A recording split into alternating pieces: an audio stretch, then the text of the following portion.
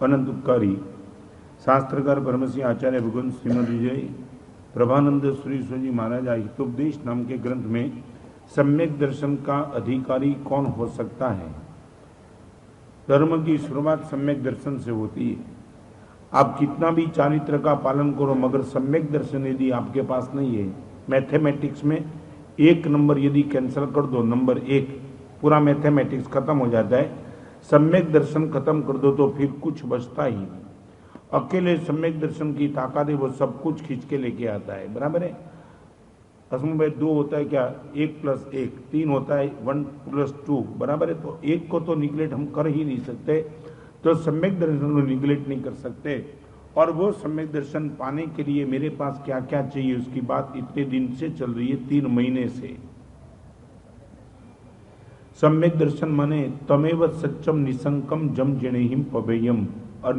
परमात्मा ने केवल नानी अरियंत परमात्मा ने जो कहा है वो सच्चा ही है, उसमें 1% फर्क नहीं। ये मान्यता है सम्यक दर्शन। मेरे मन में बैठता है नहीं बैठता है, मैं आचरण करता हूं नहीं करता हूं, बिल्कुल अलग बात है। सम्यक दर्शन का संबंध आचरण से नहीं है, मान्यता से। ये क्लियर कर देना। सम्यक दर्शन का संबंध आचरण से नहीं है। आप जो मानते वो करते वो चारित्र है, मगर आप मानते हो फिर भी नहीं कर सकते हो, तो हो सकता है आपके पास सम्यक दर्शन हो, कोई विरोध नहीं। इसलिए मानने वाला भी यदि नहीं करता हो तो उनको कभी दम भी मत बोलना। मानने वाला भी यदि नहीं कर सकता तो उनको ये मत बोलना कि ये दंभ का सेवन तू कर रहा है। बिल्कुल नहीं। मानना अलग बात है और करना बिल्कुल अलग बात है। मानना सम्यक दर्शन है और आचरण करना उनका नाम है सम्यक चारित्र है।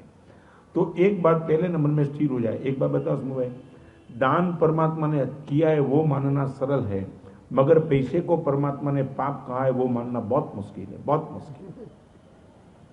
पंगे में समझे। परमात्मा की आज्ञाएं दान करते चलो वो हम मानते हैं, नहीं गुरुदेव दान तो करना ही चाहिए, जीवन बिल्कुल बेकार जाएगा, मगर पैसा वो पाप है, वो प्रभु की आज्ञा और प्रभु के वचन पर श्रद्धा बैठाना बहुत मुश्किल है, बहुत मुश्किल है। बराबर है ना सुनो। तो एक बात तो पक्की होगी, हमें क्या लगता है असमो में क्या लगता है हमें, चारित्र कठिन है कि सम्यक दर्शन कठिन है? मानना कठिन के आचरण कठिन? मुझे और आपको क्या लगता है? मानने में तो कुछ करना नहीं है, मन कुछ नहीं करना, सिर्फ मानना। भगवान बोलते कि मानना ही सबसे बड़ा कठिन है, चारित्र तो बहुत सुलभ है, क्योंकि मानने के बाद तो आचरण आकर ही रहता है। तो अनंत काल से हमारा संसार इसलिए चला कि हमने माना ही नहीं और बिना माने करते चले, बिना माने करते चले।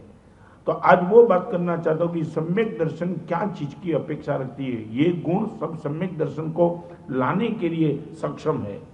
आएगा जरूर नहीं है, मगर ये गुणों तो सम्यक दर्शन आने की। आपको मालूम है ना, खड्डा होता है तो पानी गिरेगा जरूर नहीं है, मगर खड्डा होता तो क्या होगा, यदि पानी गिरेगा तो खड्डा झेलने के लिए तैयार बैठा है। तो ये गुण को लेकर के हम क्या कर रहे हैं, अपने को खड्डा बना रहे हैं, ताकि कभी भी प्रभु अवतरित हो जाए तो प्रभु को हम झेल सके। पर्वत होगा, पानी कितना भी बरसेगा मगर झेल नहीं पाएगा। 1 मिनट में पता चलेगा। आपकी मान्यता में बोला ना, एक बार बताऊं, धर्म प्रवृत्ति में मेरी और आपकी मान्यता है, मगर पाप निवृत्ति में मेरी और आपकी मान्यता बहुत मुश्किल है। धर्म प्रवृत्ति में मेरी और आपकी मान्यता है, मगर पाप निवृत्ति में असम बताओ, 1 नंबर का बिल्कुल नीति पूर्वक धंधा करना वो भी पाप है। कभी बेटा नीति धर्म है, मगर पैसा वो पाप है। लगा मन में, नीति से पैसा लाना वो पहले नंबर का मार्गानुसारी गुण, बराबर है। फिर से बताऊं, न्याय संपन्न विभव वो मार्गानुसारी का प्रथम नंबर का गुण है, प्रथम नंबर। तो इसमें 2 शब्द है, एक न्याय संपन्नता और विभव। विभव माने पैसा। न्याय संपन्नता धर्म हो सकता है, मगर पैसा वो धर्म नहीं हो सकता है। पैसा वो 100% पाप है, वो बैठता है दिमाग में। आप मन बीजे में क्या कहते हैं मालूम है, गुरुदेव बिल्कुल 2 नंबरी धंधा नहीं चलता, बिल्कुल 1 नंबर पे ट्रैक पे चलता हूं, अभी कहां पाप आया? भगवान बोलते जो 1 नंबर है ना वो धर्म है, मगर पैसा तो पाप ही है।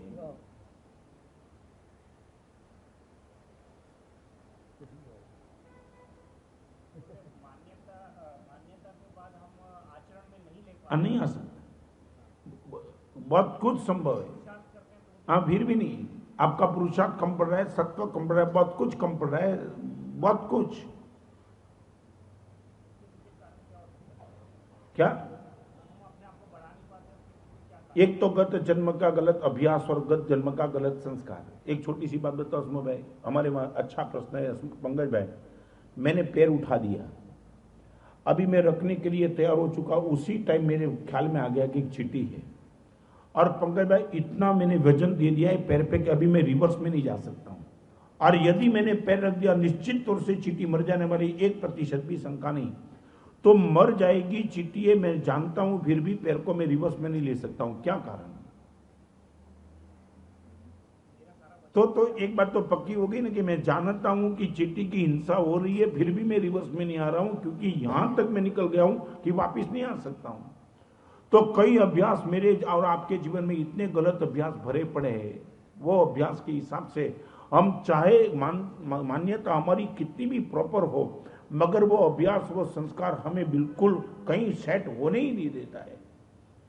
मगर जहां तक असमुदाय मान्यता और आचरण का प्रश्न है, यथासंभव तो आचरण आकर ही रहेगा, यथासंभव तो आचरण बराबर। पंगव है 1 करोड़ का 10 लाख का या 5 लाख का दान देना चाहिए, वो मेरी मान्यता है।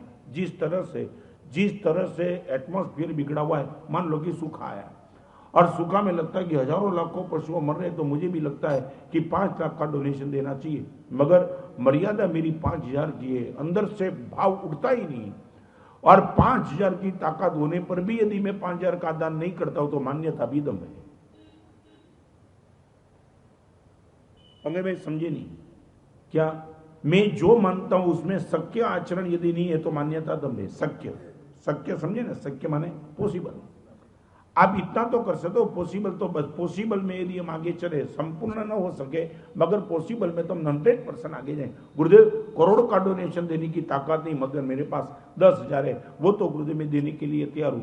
यह आपकी मान्यता, दान करना चाहिए, वो मान्यता आपकी सच्ची थी, क्योंकि आपको जहां तक पॉसिबल था वहां तक तुम गए। इसके लिए मैं बार बार बोलता हूं ना, you take the care of beginning, God will take the care of end. आप बिगिनिंग की शुरुआत करो, समाप्ति की चिंता परमात्मा करेंगे। चलो आगे। हाँ, पॉसिबल नहीं करे तो सम्यक दर्शन खत्म हो सकता है, फिर दम हो सकता है। रात्रि भोजन का त्याग नहीं भी कर पाया, मगर रात्रि भोजन का त्याग नहीं कर पाया, मगर भोजन के द्रव्य में तो त्याग कर सकता है। रात को खाने के लिए बैठा, मैं भी पॉसिबल, चलो रात्रि भोजन वो पाप मानता है, फिर भी नहीं छोड़ सकता है, मगर मिष्ठान, नमकीन, फ्रूट्स होटल में, लारी पे, फिर तो आप रात्रि भोजन पाप भी नहीं मानते हो। समझ गया ना मैं क्या कहना चाहता हूं? में रात्रि भोजन कर सकते हो बराबर है, करना पड़ता है वो भी बराबर है, मैं भी पॉसिबल। हृदय आपका वेदना से भरपूर है कि क्या लेकर के बैठा हूं, मगर क्या होगा, जितना हो सकेगा बस उससे चलेगा। मैं बताऊं, मेरे साथ जिनकी दीक्षा हुई, आचार्य भगवान कुलचंद्र सूरी महाराज, मैं बताऊं क्या ताकत लेके बैठे हैं। एक ही दिन दीक्षा हुई पंकज भाई, मेरी मलाड में हुई और आपकी पिंडवाड़ा में हुई, राजस्थान में। 2028 की साल में मैं चातुर्मास था अहमदाबाद में। असमो में नौकाशी के पचकान वो करते थे, और नौकाशी के पचकान में हेमंत मालूम है, बिना घी का खाखरा और आम्बिल की दाल। 6:30 बजे आरामगृह मंदिर है वहाँ अहमदाबाद में, वहाँ आम्बिल की दाल, आम्बिल माने मसाला बिना की दाल मिल जाती थी। मैं जब जाता था गुजरी लेने के लिए, मुझे कहते थे रत्न समान 3 खाखरे और इतनी दाल लेके आना। विजय भाई नौकाशी का पचकान, चाय, दूध, खाखरे सब कुछ खा सकते थे। तो मैंने एक बार उनको पूछा कि कुलचंद्र में नौकाशी का पचकान है और चाय दूध की तुम ना बोल रहे हो। आपका ये कहना था कि रत्न समय एसिडिटी इतनी भयंकर होती है ना कि कुछ न कुछ पेट में न डालो ना तब तक स्वाध्याय नहीं होता है। तो सुबह उठता हूँ तब से आग लगती है, तो पेट में कुछ डालने की जरूरी है। दूध और चाय डालूं वो जरूरी नहीं है, खाखरा और अम्बिल की दाल डालूं तो भी स्फूर्ति आ जाती है। तो नौकाशी का पचकान करता हूँ, मगर खाखरा और तुवेर की दाल, बस मेरा काम चल जाता है। फिर 12 बजे तक कोई चिंता नहीं। नौकाशी का पचकान चाय दूध पीने के लिए नहीं कर रहा हूँ, एसिडिटी खत्म करने के लिए कर रहा हूँ। आप इतना बोलो कि गुरुदेव रात्रि भोजन एक अव्यवस्था है, सत्व कम है इसलिए कर रहा हूं। इनका पता तब लगेगा आपके रात्रि भोजन का द्रव्य दिखा दो। 2 मिठाई, 3 नमकीन और फ्रूट्स, ये सब जलसा चल रहा है, फिर निश्चित तौर से समझना आप रात्रि भोजन को पाप मानते ही नहीं। प्रश्न ही। मैं जो कहना चाहता था वो सब कह दिया। तप नहीं हो तो त्याग तो होना ही चाहिए। तप नहीं कर सकते हो, त्याग में तो कोई आपको रोकने वाला कोई नहीं है। दवाई के लिए दूध की जरूर हो सकती है, मतलब बादाम वाला दूध कोई डॉक्टर नहीं बोलता है केसर बादाम डाल के पीना। तुम समझ गए मैं क्या कहना चाहता हूं? बदमाशी नहीं है। अब रात्रि भोजन पाप नहीं मानते, वो जाहिरात है। बदमाशी क्या, बस इतना ही है। फिर से बताऊं, यदि मेरे में सम्यक दर्शन है, आज क्लियर कर दूं, ये सब्जेक्ट अच्छा निकला है तो आज आपके सामने क्लियर कर दूं, सर्व पाप का त्याग न करो, सक्य पाप का त्याग करो। सक्य पाप, सर्व और सक्य पाप के बीच में फर्क है, बराबर है। सर्व पाप का त्याग करने वाला चारित्र होता है और सक्य पाप का त्याग करने वाला सम्यक दृष्टि होता है। बैठ गई बात। अभी आगे दूसरी बात बताओ, सर्व धर्म का पालन मत करो, सक्य धर्म का पालन करो। सक्य धर्म का, हाँ बस सक्य माना आप समझ सकते हो। हसमू भाई के लिए सक्य अलग होता है, आपके लिए अलग होता है, राजेंद्र भाई के लिए अलग होता है। सभी के लिए एक सरीका सक्य नहीं होता है। सक्य सब अलग अलग हो सकते हैं, मगर आपके कॉन्शियस को कहेगा कि ये सक्य पाप का त्याग में निश्चित तौर से कर सकता हूं, कोई विरोध नहीं, कोई विरोध नहीं। यदि सक्य पाप का त्याग भी आपके जीवन में नहीं है और आप बोलते कि सम्यक दर्शन है, सक्य धर्म का पालन भी करने के लिए हम तैयार नहीं है और फिर भी बोलते हैं सम्यक दर्शन है, वो एक तरीके का चीटिंग हो जाएगा। पंगे में बैठ गई बात। सक्य में तो कोई फर्क नहीं है। सक्य आपका इंडिविजुअल सक्य अलग हो सकता है, मेरा अलग, सबका अलग। तो आप अपने आप को ऑब्जर्व कर दो कि ये मेरे लिए गुरुदेव बस इतना 100% सक्य, कोई विरोध नहीं, मैं चलता हूं। नौकारसी का पचकान करना और आंबिल की दाल, हाँ हम तो क्या बोलते हैं, क्या बोलते हैं, किया नौकारसी का, फिर तो नौकारसी पूरी करेंगे ना। हाँ, ये यहाँ चुके हैं। और आपका ये कहना था कि रत्न सुमन भगवान ने अपने लिए रोज का एक आसन किया है, साधु रोज एक आसन करें, ये आज्ञा है। मैं हाँ रोज एक बत्तम च भोजनम, ये 10वें कालिका सूत्र है। साधु के लिए लंबी तपस्या हो या न हो, मगर एकासन उनको मस्ट जिंदगी भर तक नहीं। नौकरसी शाम का कुछ नहीं, एक ही बात। आज मैं करता हूँ, कोई करते हैं, वो हमारी मजबूरी, कमजोरी, लाचारी जो भी समझो वो, मगर भगवान की आज्ञा एक बत्तम च भोजनम। बस एक बार दोपहर को 12 बजे गुचरी लेने के लिए निकला साधु, बात खत्म हो गई। ये मूल परमात्मा का मार्ग है, संयम जीवन का। हम बहुत चुके हैं, मगर वो चुकने में भी मैं बताऊं ना, सम्यक दर्शन मेरा भी है कि नहीं, ये कुलचंद्र शर्मा का बता दिया कि रत्न शर्मा रोज के एक आसन करने की बात नहीं कर सकता हूं, नौकारसी करनी पड़ती है शरीर की मजबूरी से, मगर खाखरा और दाल से चलता है तो फिर चाय दूध पीने की कोई जरूरत नहीं है। बहुत कम, द्रव्य कम होगा तो राग कम होगा। आप भोजन में द्रव्य की जितनी कटौती करेगी, इतनी राग की कटौती होती रहेगी। आप चेक कर लेना, जितने द्रव्य ज्यादा होगे उतना राग ज्यादा, और राग ज्यादा तो अशुभ कर्म बन जाना। 6 नमकीन रखो, 16 रखो, फिर दुर्गति में जाने की तैयारी रखो। हाँ वो तो पक्का ही है ना, उसमें क्या दिक्कत है। ये तो प्रभु का मार्ग मैं आपको बताता हूं। राजगिरी का धन्ना ने परमात्मा के सामने अभिग्रह किया, जिंदगी पर छटके पाने अम्बिल, छटके पाने अम्बिल जिंदगी पर। और अम्बिल भी ऐसा कि जिस भोजन के द्रव्य पे मक्खी भी बैठने के लिए तैयार हो नहीं होगी, उसी द्रव्य से मैं अम्बिल करूंगा। रोज के 2 उपवास पारणे अम्बिल, रोज के 2 उपवास पारणे अम्बिल, 9 महीने में खेल खत्म और सर्वार सिद्ध विमान में चलेंगे। इसलिए कि राग होना ही नहीं, राग होवे ही नहीं। अट्रैक्शन, आकर्षण, अनुराग ये बहुत अच्छा है, बहुत स्वादिष्ट है, ये भाव को खत्म करना था। हाँ? भक्ति करने वाले 50 द्रव्य रखे, वो उनकी उदारता है, और तुझे विवेक पूर्वक लेना वो तेरी पात्रता है। भक्ति करने वाले तो इतने रखेंगे, 25 मिठाई रखेंगे, वो बोलेंगे मैं तो भक्ति करने के लिए तैयार हूं, तुम सोच के खाना। दोनों की अवस्था अलग है ना। वो भक्ति करने वाला है, वो भक्ति लेने वाला है। कोई दिक्कत। आपका मन यदि बोलता है कि बादाम से ही शरीर टिकता तो बादाम खाओ, स्वाद से मत खाना, शरीर को टिकाने के लिए खाना। और आपको और पशु के बीच में बताऊं, वो जिंदा रहने के लिए खाते हैं और तुम खाने के लिए जिंदा रहते हो। पशु को देखो, आपने कभी कुत्ते को देखा? मैं संजय भाई बहुत गंभीरता से कहता हूं, आप किसी भी पशु पंखी को देखो, वो स्वाद के लिए भोजन नहीं करते, जीने के लिए करते। और एक बार है ना, खाने के बाद पेट भर गया, कितना भी भोजन पशु के पास रखो वो मुंह नहीं डालेगा।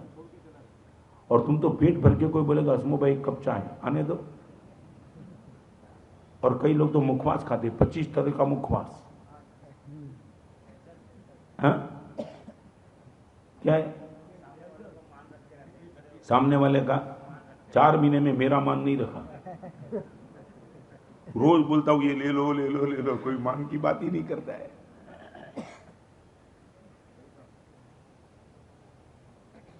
पंगे में सबसे बड़ी बात बताऊं, ये शास्त्र, ये गुरु भगवान नंबर 2 3 पे आएंगे, आपका कॉन्शियस नंबर 1 पे आएगा। आप इतना कर दो ना, मेरे कॉन्शियस के खिलाफ मैं जीवन में नहीं जाऊंगा। मैं सच बताऊं, 4 महीना मेरा 4 साल का प्रवचन वसूल। आप इतना बोलो, आप आपके कॉन्शियस के खिलाफ नहीं जाएंगे।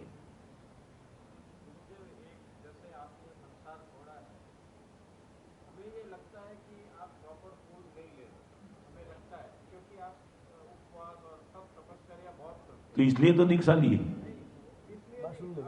को टिकाने के लिए गुरुदेव आपको आवश्यक चीजें लेनी चाहिए, ये हमारा भाव है। आप लेते नहीं है तो ये संघर्ष चलता रहेगा। हम कहते हैं आप लीजिए, आप नहीं लेना, जो बोलने महाराज जाते हमारा झगड़ा वहीं पे बहुत होता है। तो इसका इलाज गुरुदेव आप जितने साल जी सके, हम तो ये चाहते हैं धर्म का प्रचार हो, हमारे उसमें फायदा है, हम अपने स्वार्थ के लिए कह रहे हैं, पर आप मना करते रहे। अभी एक बात पंगे में आपकी बात समझ, मैं क्या द्रव्य लेता हूं और कैसे मेरा शरीर टिकता, दीक्षा ले लो, पता चल जाएगा। आप आ जाओ, फिर लगे खबर। ये पूरी झंझट 4 साल का झगड़ा पूरा हो जाए एक दिन में। आप 5 मिनट से ज्यादा गोत्री नहीं वापरते, हमें पता है। आप आ जाओ एक बार मेरे साथ।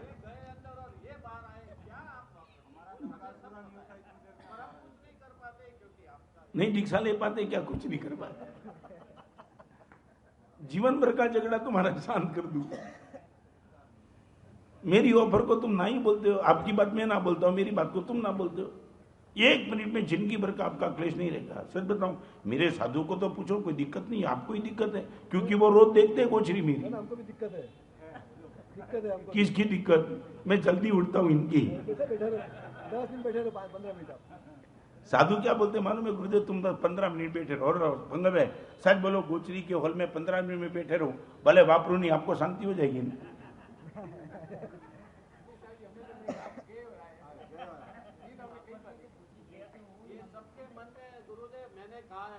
बराबर है।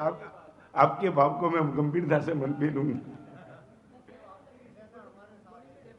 एक बात बताऊं पंकज भाई, सीधी बात आपके लिए और मेरे लिए, सभी के लिए, जैसे रात को शरीर को आराम मिलता है तो ही शरीर में स्फूर्ति रहती है, होजरी को भी आराम चाहिए। आप ये मत समझना। और पहली बात तो बताऊं, आप जीवन में एक गलत फहमी निकाल दो कि खाने से एनर्जी मिलती है ना, वो गलत फहमी आप निकाल दो। कैलोरी से एनर्जी मिलती है, खाने से नहीं मिलती है। ये कई लोगों के मन में ऐसी बात है, जितना ज्यादा खाओ इतनी ताकत बढ़ती है, न मालूम ये कहां से खोपड़ी में आ गया है? और एक बार फिर से भी बताओ, खाने से आपका खून नहीं बनता है, खाने के बाद जो पचता है ना, उनसे खून बनता है। आप क्या खाते वो प्रश्न नहीं, आपको क्या पचा और अंदर ओजरी ने क्या स्वीकार कर लिया, उनसे आपकी ताकत बनती है। और एक पंग में 2 ही मिनट में बताओ, फिर आगे चलता हूँ।